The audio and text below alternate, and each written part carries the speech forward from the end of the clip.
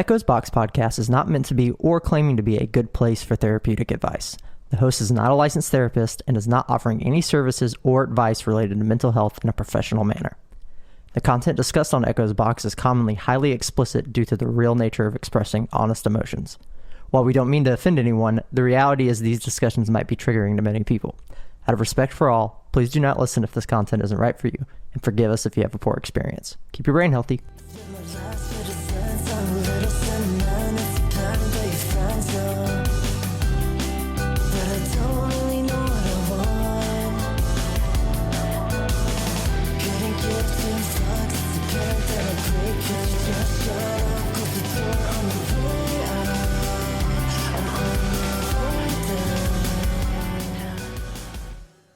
Hey everyone, welcome back to Echo's Box. This is episode 39, Developing Your Nurturing Parent Voice with Manami Yamamoto. I'm really excited. Our guest today is awesome. It's going to be a wild trip, but first, the song you were just listening to is called Give Up and Go Home. I've been teasing it for a minute on all my social medias, probably even a couple episodes, and I forgot, so I'm sorry if you're tired of hearing it, but it'll be out next month. I start music video shoots and stuff this weekend and on into next month as well, so yeah, look forward to that and stay tuned, but that's enough out of me. Let's dive right into the episode. Hey everyone, welcome back to Echo's Box. Today I have another very special guest with us today. This is Manami Yamamoto, and she has a plethora of awesome things to talk to us about today that I think are going to fit really well into Echo's Box here. I have some really interesting questions for her, but before we get started, why don't we take a second and let you introduce yourself? Yeah, thank you so much for having me today. I'm so glad to be here. Yes, Of so my course. name is Manami. So I'm a psychotherapist. I live in California, and I'm a licensed marriage and family therapist, and also a founder of nonprofit mental health organization Blue Humming Therapy. So I have been providing psychotherapy, psychoeducation, and a mental health consultation to very diverse clients and communities. So I'm so glad to be here to talk about like those clients and how I work with the community, and then we can talk about the mental health. So I'm so excited to be here. Absolutely, I am too. And in my research on everything that is you, I found a really lot of interesting things. So, of course, one of the key things that you seem to build your practice around is this idea of true wellness within yourself, like being able to navigate yourself and get through the different problems that we run into with mental health. But your approach is one that I've seen some tidbits of before, but I'm honestly pretty ignorant to. So I'm really interested to see what you have to say. One of the key things that stood out to me was EMDR, and that's eye movement desensitization and desensitization reprocessing. Never heard of that. Can you tell me what that is? Okay, yes. So this is one of the very famous approach for trauma treatment. Yeah, so we have like a many different type of trauma approach, but EMDR is one of the very effective type of trauma treatment. And then so I don't like you ever saw like that EMDR treatment, but like people using the, like a little stick and they move the eye from left to right, right to left. That's what that. Okay, I have Yes. seen that before. Okay. Yes. So that's very effective approach, and there's so many clinicians are using that approach for trauma treatment. So how does that help trauma treatment specifically? Like what's going on in our heads that makes that effective? Yeah, because trauma is stored in the brain. So based on that eye movement, so we kind of try to break down the, memory in the brain. So that's why like we kind of, processing that trauma memory by like using the, eye movement. So Ah, that's why we think that's very effective approach. okay. Okay, that is making some sense to me. Like I said, I've never heard of it, never been through it, but it seems it was just I've had like I've said I did see like the little eye movement thing. I didn't really make the connection that oh okay, well you can kind of tell how your brain's reacting to stuff and kind of go from there. That's really neat. But that was just of course one aspect of something I wanted to ask about personally. But tell me a little bit about your specific methodology in your practice. How do you go about treating your patients? Yes, so I have a lot of things to talk about, but so maybe like it's coming from how I have been working with my diverse clients and communities. Because I have been working with the clients who usually have a hard time to access to mental health. So not just because of their like, stigma in the community or group, or some people, don't have access to mental health support because of financial situation, because of physical situation, because of the location they're living. So in order to provide a mental health support to those underserved communities, so I really need to think about what is the best mental health support for them. And then sometimes I found out like a traditional talk therapy at the office, it doesn't really work for them sometimes, a lot of time. Yeah, so that's why I need to think about more creative and a flexible way. So, make sure like, people can receive some mental health support, even they don't have a traditional way to access the mental health support. So my approach is kind of developing from that experience. Gotcha. So, is there anything that you find works particularly well, especially, considering the cross-cultural differences and on top of that, just being remote and like you said, traditional talk therapy may not work for everybody. So, what are some common things you find that do work in that space?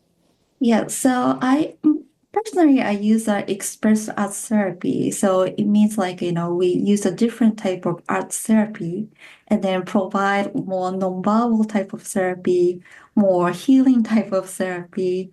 So some people feel like really hesitant to talk about their emotion by words, or they are restricted to express their own feeling because of their cultural expectation. So we provide like, art therapy, nonverbal therapy for them, and then they can find a way to express themselves or heal themselves. So this is a very, it's not the traditional, but I think it's very effective, when I'm working with those diverse clients and communities. I do think that that's interesting. One of the problems that I personally struggle with is kind of articulating my feelings. And that's just because one of the aspects of my personal depression is I don't really feel a whole lot. I just feel the negative things. So whenever I do get to feel an emotion, it's exciting. I'm like, ooh, that's what that feels like again. How do I express that? And through my therapy has been working really well. I've gotten a lot more comfortable figuring out how to describe things. But I've never experienced something like these alternative methods that sound a little bit more like a different medium to get the emotion out. But my question then would be, how hard is it to actually understand what that emotion is once the patient is like, okay, this is what I'm feeling, whether it's through art therapy or one of these other methods? How difficult is it for you as the therapist to be like, okay, this is kind of what you're going through and help them figure that out as they're trying to express themselves? Yeah, this is a really good point because, most of the times the people don't know what the emotion is. So when we say, for example, when we say sad, it's already symbolic. But if we really go deeper and then like try to figure out our own emotion, we can't even express with words sometimes. We just say like, ooh, ah. So yes, it's almost like it's not nonverbal. So people kind of, repeat the process. Maybe they don't know how they feel, but through the arts or through the like expression, like healing. So eventually they start processing, and sometimes people express with like a body movement or using the music or using art. So people have a lot of different way to express. So it takes time, and then so we really trust the process. When talking about like those different methods of expression, the first thing that kind of came to my mind was I'm a musician, so music is one of those ways where I can really articulate feelings. I think that's pretty common of anybody who's writing music. Not everybody does that, but it is a good outlet for expressing those emotions. And other art forms are great too. I wish I was a better like artist for personal reasons, but like just being able to get an idea out, even when I can't express it, it is something that is therapeutic. It is great. And it sounds like the kind of method for an actual therapy context is to help you, like you said, process so that way you can eventually articulate and understand yourself and your own feelings better. Because oftentimes I'll think about stuff I go through and I don't even know what to tell people. All I can say is like, I just hurt. Like I don't know how to describe what it is, and it takes time to process it. So that's very interesting and something I've seen some of, but I didn't really understand the kind of the way that you've articulated it. And in that same respect, I know you have started the Mental Health Environmental Change Project, and that directly relates to this, if I'm not mistaken, right? Yes, so that's actually like a hybrid project between US and Japan because like during the pandemic, so I received like a lot of mental health support requests from outside of country. Hmm. So, so I think about, okay, so not just like mental health is not just for US, of course, like, all world like it needs a mental health support, but some country doesn't have a developed mental health support system like the US. So, really think about like how we can provide a mental health support to those country international wise. Then so start working with the people in Japan and also people in US, and we kind of try to collaborate, like work together, and we can exchange our knowledge, experience, but at the same time, so we can get some insight from those countries, like undeserved countries, and we really try to integrate the mental health support system for the community of people. So I hope like, I can continue doing that. And then I really wish like if, any clinicians in the US, if they can do, I really want them to do the same thing with the different countries. So that's my hope in the future. And as I was kind of going through that change project and seeing what you guys were all about, there was a particular line that stood out to me that I made sure I wrote down. And it says that, for example, and this is just one of the examples, but that Japan is still developing its culture regarding proper care for mental health. And you kind of mentioned that earlier, but it's not just about Japan, it's about any underserved country. So Japan would be one of them. What are some of the differences with like Japan specifically and other cultures that are underserved that you've worked with? Like what are they really missing? Like do they have nothing at all? Is it just a cultural thing? I want your take on that, I guess. Yes, I don't know like how Japan is like different from like other culture or other countries. Like as my understanding is many Asian countries don't have the mental health support system like US has. Same time like like Europe. So sometimes like maybe their mental health support system is different from us as well. So, but I kind of see similarities in those countries because I see a lot of stigma in there. Sometimes like Asian culture is more altruism culture, so kind of like prioritize others over individual. But when I'm seeing like Asian countries, but I'm working with Hispanic community, and I see the similarities there too.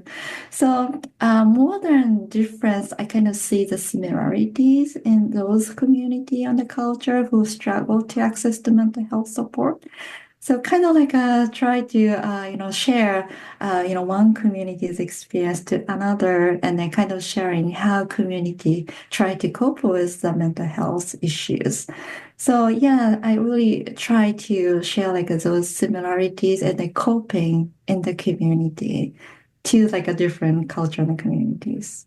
How difficult is it to get obviously it's not necessarily changing a whole culture at once, but how difficult is it to start getting people to think about taking care of themselves essentially, being that that's just one of the various stigmas. That's a big one. If you don't care about caring for yourself, you're never going to start therapy.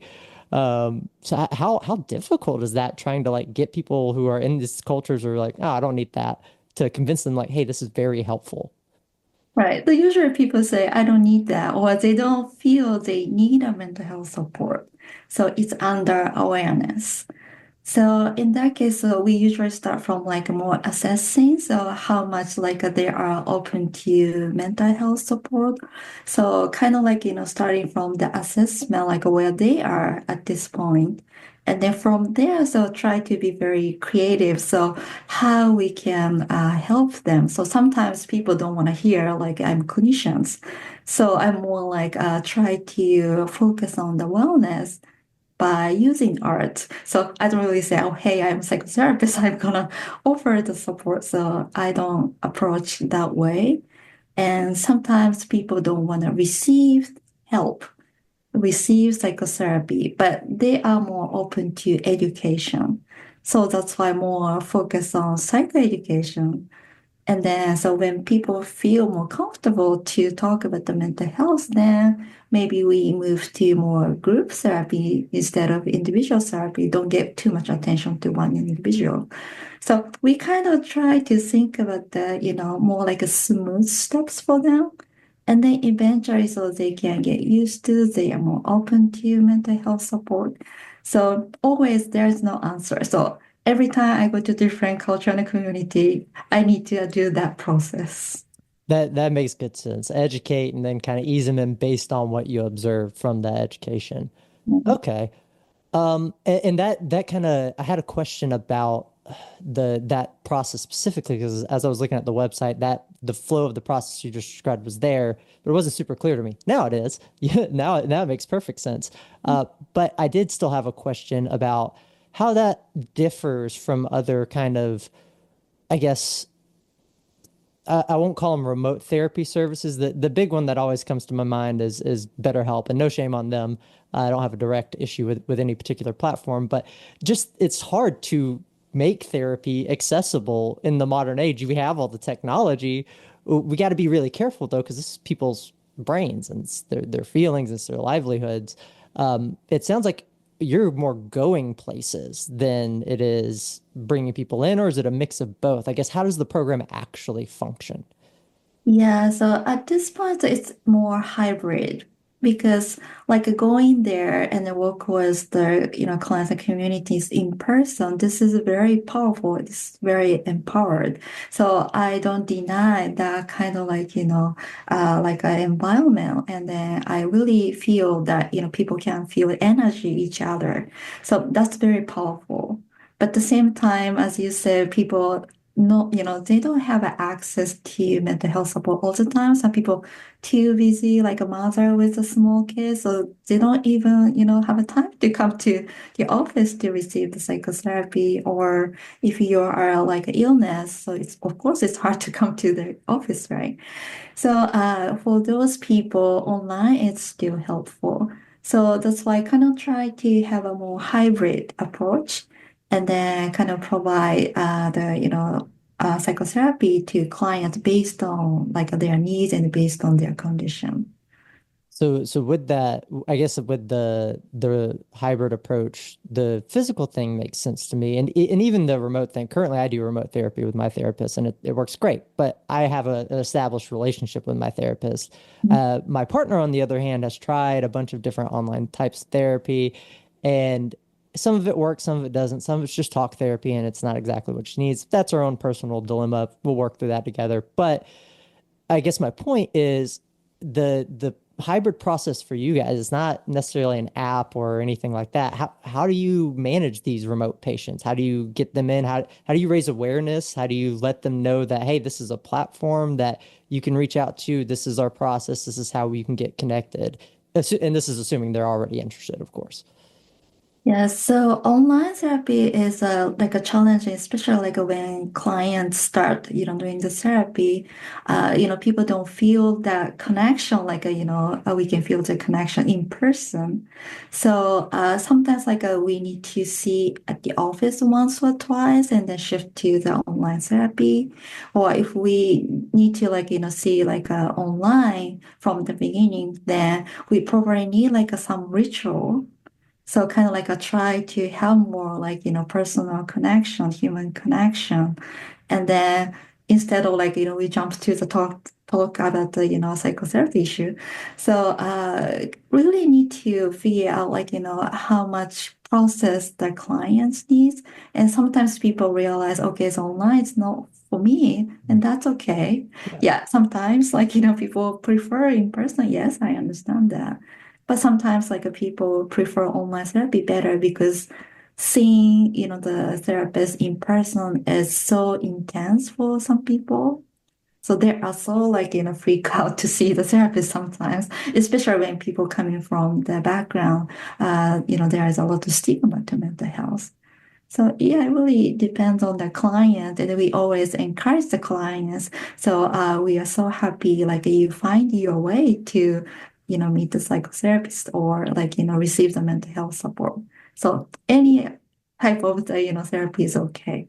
That is a much better approach than I've seen other kind of remote therapies do because in other situations you just kind of fill out, hey, these are my problems, and it's like these therapists do that, and that's great. And there's some great ones on there. And what is great about online therapy is you have more access to the professionals that might actually be more beneficial to you, therapists that you connect with. Maybe people, maybe like, for example, being in America, we do have some decent access to therapy, but you may not like the therapist where you're at and they don't work for you.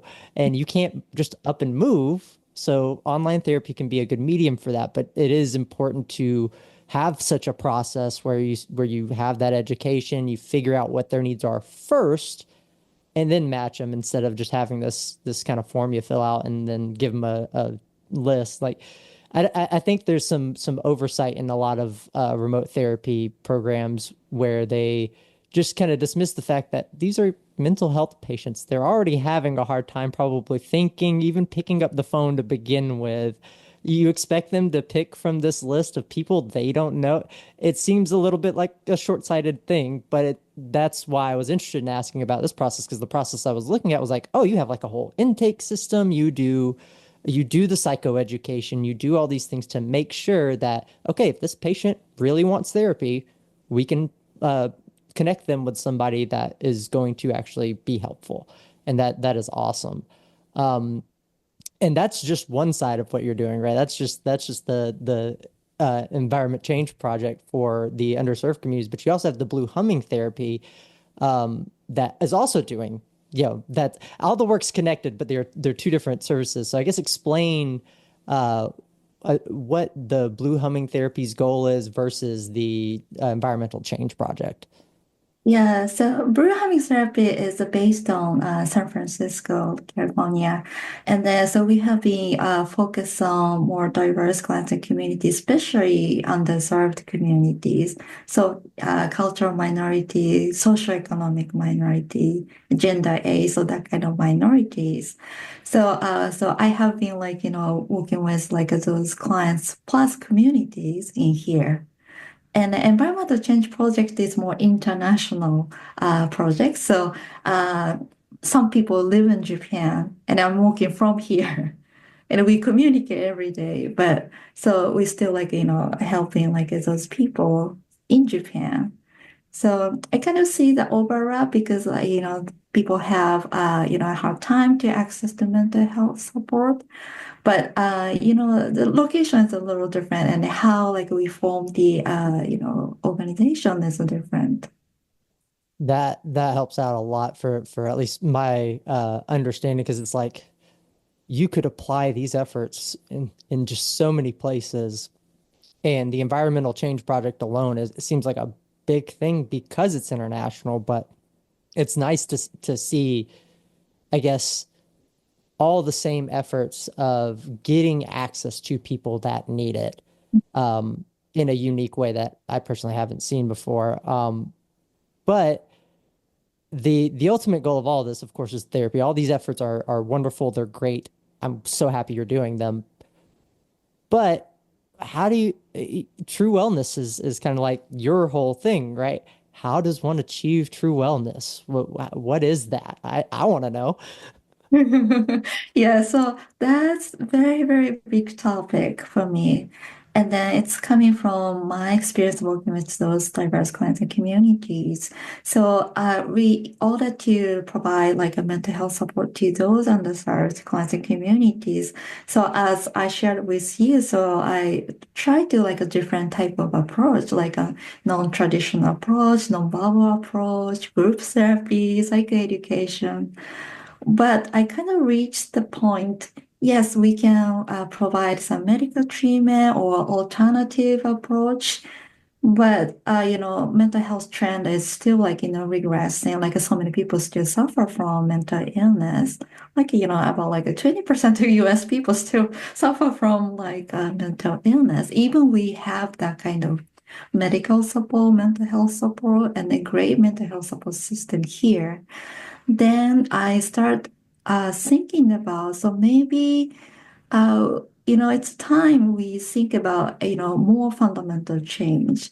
it means not the like a fixing or not the treating the illness, more like how we can plant the seeds of like a real wellness inside of the each people. Because that like fixing model is not working well. Mhm. So that's why like how we can plant the seeds of like real wellness, especially for the like next generation, like younger children.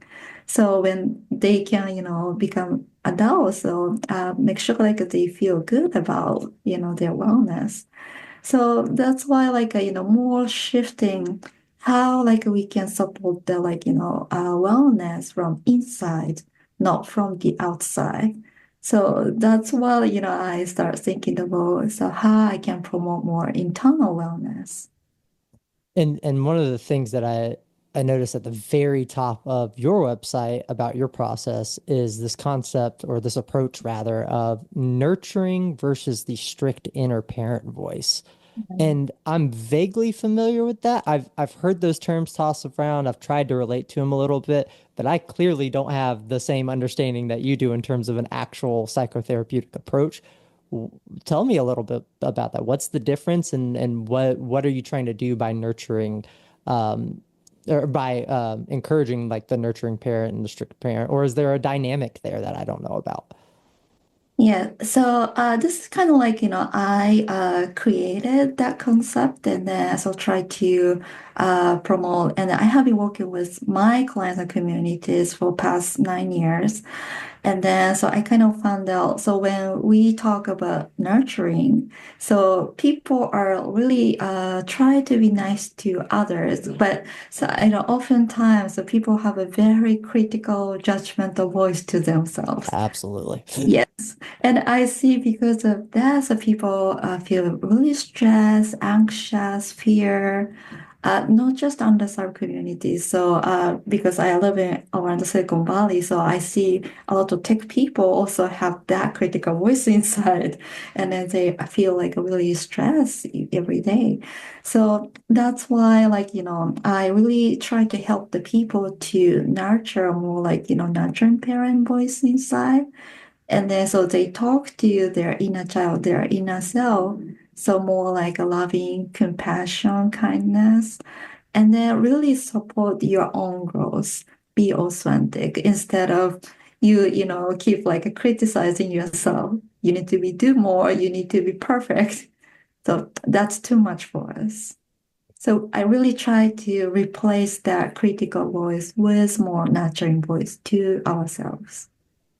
Do you find that, well, I guess before I ask that, it feels like the inverse of commonly when people say they're healing their inner child or something like that. I'm sure you could apply it to both, but typically when I hear people talk about, oh, well, they're taking care of their inner child, they're going back and they're trying to heal parts of brokenness that they didn't get to enjoy in childhood and be more fulfilled and just heal that wound from being a kid.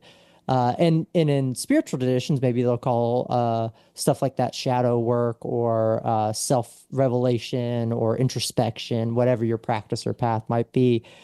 And that's well and good. I think that's healthy too. But this doesn't seem quite like that. It seems like you could apply it to it, but uh, when it comes to changing that parental voice, it's more like a voice of guidance versus something that you're trying to heal, something it's there to help you. It's kind of like a voice of reason is how I'm understanding it, but in a positive way, not critical. It's not criticizing you. But do you find it difficult to convey that concept to somebody who maybe doesn't have a good parent life or maybe doesn't have parents at all? Have you ran into situations like that? Yes, so I found it very difficult about that because people are get used to have a critical voice inside. So at the beginning, so it's really hard. And then for some people, yes, so they don't have that kind of experience when they're a child. So that's why, so I usually like use the like, more nurturing character as well. My favorite like nurturing character is Baymax. So I Oh, use that's a the good one. character. So yeah, so sometimes I kind of like, I work with my clients. So if is there like any like character like it make you feel more natural and you feel loved? And then people start talking about like, those nurturing figures. So I don't say like everybody can find that nurturing figure, but like, most of the time, so they start finding the, nurturing figure, and then they start talking to themselves with love and compassion. How do you help your patients sort of balance the nurture and criticality? Because like not all criticism is unhealthy, right? There's some goodness to learning and driving and making mistakes, but you don't need to keep kicking yourself when you're down. You make a mistake, you got to get back up. I feel like that's the ultimate mentality, but you also don't want to nurture yourself into a hole of, oh, everything's okay if it's actually not. How do you help them get that balance? Because obviously they need the nurture the most first because they don't even have it. But once they kind of grow, how do you help them find a balance? Yes, so first time, like when I talk about the inner nurturing parent voice, so usually people say, "Oh, I'm so afraid to have that nurturing parent voice inside because I don't want to be lazy, I don't want to fail, yeah, I don't want to be spoiled." And then kind of like I try to, talk with them. So nurturing and spoiling, like laziness, is different. Nurturing is the figure, like, the person is present, be there for you, and then support you to grow, support you to, bloom. And then so really like I try to explain to them because like your strict parent is overworking. So your strict parent maybe like it needs, some time to break. Then like I try to, keep the good balance between like a nurturing parent and a strict parent. Because people usually are afraid to lose the strict parent and they don't need to lose the strict parent. They can still have it. But most of the time the strict parent is overworking. So that's why people feel so stressed. So kind of like I try to keep the balance and then so make sure like, people can use the nurturing parent voice or sometimes using the strict parent voice. It's not the critical voice, but it's more like, like a good discipline, good framework. Yeah. So I'm guiding my classic communities like that. That is, I think, is very helpful, and especially to distinguish it because being critical of yourself and being strict about things are very different. You can be overly critical, or you can be critical in a healthy way, but you don't want to be too critical. But when it comes to like the strict parent, being strict might be about boundaries. Maybe it's about like you said, discipline or discernment that you need to have for yourself to be healthy, and that is okay. And likewise, nurturing isn't just, oh, everything's okay all the time. Nurturing is, right, helping you be who you need to be. And if that means the nurture aspect is like, hey, you did that wrong, the difference would be, hey, don't be super critical about it. Instead, it's okay. Get up. That was wrong. No, that was wrong. But here's what we're going to do next. And it's okay. I got your back. That's nurturing. And I think that's a very helpful distinction to make to people who may be apprehensive to it and be thinking, oh, you're just going to make it where I'm lazy and all the things that you said. That I feel like that would be my concern if I went into a situation where it's like, oh, I've got to develop this new nurturing parent voice, and I've been so strict and critical of myself, but look at all the things I do because I'm so strict on myself. Unfortunately, I don't have too big of that problem, but I know I would struggle for sure trying to understand that distinction and be okay that, hey, nurturing's good. Nurturing doesn't mean loosey goosey. Nurturing means be healthy and have a good balance. And I like that. I like how you put that. When it comes to that statistic, nearly 1 in 5 U.S. adults, about 20%, have mental illness. How do how do we know, like, I mean, that alone is pretty bad. That's a lot of people. When we put it down to like 1 in 5 or 20%, we're like, oh, that's alone. Do you know how many people there are in that 20% volume? Actually terrifies me. Not in like an existential way, but it's kind of sad. And how do you see the work you're doing changing that number to reduce it even further? Not just in, obviously not just in the US, but the US is kind of the stat that we have, right? Yeah, so that number is too high, and this is like a more based on the research, I think 2020. But I think the potential, like people like have to suffer from the mental health illness will be bigger. So this is my guess, but I think, and then it's constant like a mental health model is passing from generation to generation. So right now we are more medical and a little bit like a fixing model. But if we just continue doing that, so I think maybe we have more people suffer from the mental health illness in the future. So that's why, so I think we need a little bit more fundamental change. And I'm really proud, like, how much like we invest for like, developing the mental health support system in this country because I don't see, the country like US, other country doesn't have that kind of great mental health support system at all.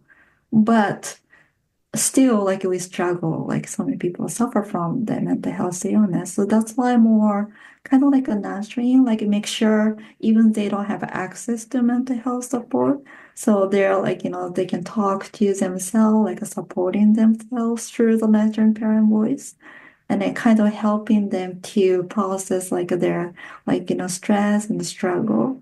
So that's why I keep like sharing about this concept. So make sure even they don't have access to mental health support, they don't have access to medical support, still they have some way to support themselves. Yeah, and that I think that is really really important to point out. Like you pointed out multiple times. So obviously I know you think it's very important. I agree 100% that the fixing model just doesn't always work. As someone who has medications for their mental health, it's great. I'm glad I have something to take the edge off and help. I still have the problem. And I don't know any therapist or psychologist I've ever talked to that can concretely say, "Oh, it'll go away one day." It might not, is the answer I get, and having to live with that can really suck. And that's where I think your work and coming to like that nurturing parent voice to have your own back helps a lot. But my only thing that still like I personally struggle with that with is the feeling of loneliness. Because at some point, if it's just me and I'm having to get through something, that seems to feel like survival to me if I'm having to listen to this, even if it's a great, even if I'm equipped with the best nurture voice there is, if that's all I got, how long will that hold me over till I can reach out for more help? Or do you have more to it that there's a secret key that I don't know? What are your thoughts on that? I guess there's no wrong answers to it. I'm just very curious. Yeah, I mean, my understanding is once like a people have a very solid like a nurturing parent figure inside, then people don't need to seek the support that much to the outside because like for example, like I'm talking to my inner child every day through the nurturing parent voice, so I'm always here for you, even like nobody is here for me at the outside. My natural parent is always here. I'm present here for you. And talking to my inner child, I understand how you feel. Yeah, of course, you feel that way. What can I support you? So those kind of conversation is more like, people kind of supporting like a self-support. So people develop that coping skill inside. Then eventually people feel more grounded, even they don't, get the, support from the outside. Then people more like a feel grounded because they have a, coping skill, they have a confidence, they know, like, my nurturing parent is with me all the time. So it takes time, and it's really hard to believe, so you don't feel that much lonely. But this is a kind of like a process like we can take. And then when people grow up that kind of nurturing figure inside, then we can model to next person. We can model to our community. And then the community kind of creating like a bigger nurturing parent figure in the community. So kind of like a spreading that like, nurturing in the community in a group. So that's why we are moving forward now. Yeah, and the I guess what my hang up is the it comes from the practice, like the way I currently kind of talk myself and cope through certain situations now is I'm gentle to myself, but I don't nurture. I don't do what you're describing at all. What I do is more like, hey, you got to go do this thing. It's okay. I know it sucks. You feel bad. Get up and go get them. And it kind of stops there. And either Strict inner voice and is coming. and then I get through the thing. But yeah, you're right. The strict voice will come through and it'll be like, all right, time to get the thing done. And you'll have to deal with whatever it is that I'm dealing with in that moment. It's very much not what you're describing, and it sounds like we're describing not only is more involved and more like a relationship with yourself, but also deeper. Like it takes practice, it takes effort, but because of that, it is more effective. And as someone who practices a sort of meditation practice, I do at least know that experience of, yeah, you didn't feel anything the first maybe 100 or 50 times you did it. You got to practice. You got to keep going, and eventually you get there. Um, and it feels kind of like that to me too. And I'm for any kind of generational pass down of positive mental health we can get. So if the nurturing parent methodology is something that can help many people and we're able to pass that down, I would love that because I think that is a great way to get that number down. Obviously, the number's never gonna be zero in terms of people who have mental illness. You can't even calculate that number. You could argue that all day. But at least in terms of people who are suffering, we can drastically reduce that number just by passing on to the next generation the healthy things we learn. But we got to start learning some healthy habits in order to do that. Yeah, and an amazing thing is when I work with clients and communities, and then who can develop more nurturing figure inside, so they have like a really great image. So when I ask them like how like inner child and nurturing parent is talking, and so they usually say, "Oh, my nurturing parent is hiding my inner child." So they feel really loved and cared. Yeah, so I kind of feel really appreciate their work, and then they kind of develop their like a loving, caring image inside. So that's, I hope not just the individual, like spreading to the group and a community. Now, I guess this is a more for fun question. So, uh, you mentioned like your favorite example of a nurturing character might be Baymax. Do Uh-huh. do some of your clients, especially and obviously no personal details, of course, but is there anything that you could share about a character or something that's not like their parent or themselves that maybe they use as a cope device to help them at least get into it? Are there any Yes. interesting ones? Yes, well, Baymax or sometimes like people have a like a imaginary like a grandmother. I don't know like it's exact the character, but sometimes people have a really great like a grandmother, right? Very calming, peaceful, loving type of grandmother figure. Yeah, so some people in Asian countries, so people have like famous like Asian character who shows like loving. Yeah, so people have a very different type of nurturing figure.